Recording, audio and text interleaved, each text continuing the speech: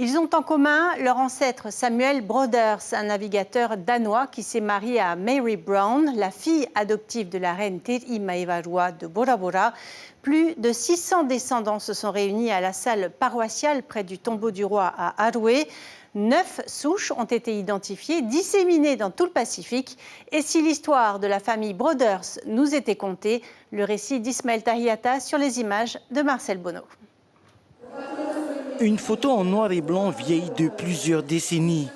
Apuatevaï n'en revient pas, la ressemblance est trop frappante. Tu vois, ma grand-mère m'a dit que c'était mon grand-père. Non. Et quand je suis née, il était déjà mort. Son grand-père est le fils d'Annie Broders, la fille de Samuel, le tout premier Broders en Polynésie. Liba, elle, fait partie de la souche d'un autre fils de Samuel. Et donc moi, ma grand-mère, son papa c'était Albert Broders. Donc Albert Broders, c'est mon arrière-grand-père. Et mes arrière-grands-parents, c'est Samuel et Marie-Mary Brown. Ils vont avoir des enfants, ils vont avoir 12 enfants, dont 3 petits-enfants qui vont décéder très jeunes et 9 enfants qui vont donner ce que vous voyez là. Nous sommes les descendants de ces deux ancêtres. Nous avons, c'est des anciens, on va dire. Et aujourd'hui, on est plus de 600.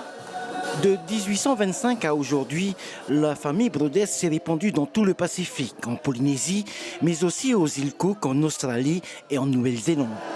J'ai rencontré certains de la famille en 92, mais beaucoup sont décédés. Aujourd'hui, nous avons rencontré certains d'entre eux, pas beaucoup, mais nous allons prendre des nouvelles. C'est la 3e fois que la famille Broders se réunit ainsi. Mario Bros, l'animateur charismatique du RFO, était à l'origine de la première rencontre.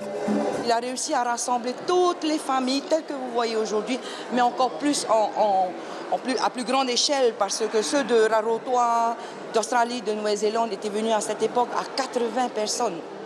C'est un rassemblement qu'on a toujours voulu, mais seulement où il faut faire. Alors, du temps de Mario, il a essayé de faire à Raiatea. Alors moi, j'étais occupé à Bora Bora. On n'a pas pu se rassembler. Et cette fois-ci, voilà, c'est grâce à Dieu, on peut dire, on est encore vivants. Samuel Broders et Mary Brown sont les piliers d'une des plus grandes familles du Finnois. Ils sont aussi les bâtisseurs de la toute première église pentecôtiste en Polynésie, à Bora Bora. Alors que les catholiques célèbrent ce soir la veillée pascale, les plus gourmands se préparent à déguster les chocolats de Pâques. La chasse aux œufs sera bientôt ouverte pour le plus grand plaisir des commerçants de la place. Ismaël Tahiata et Marcel Bonneau se sont rendus dans une chocolaterie de la capitale.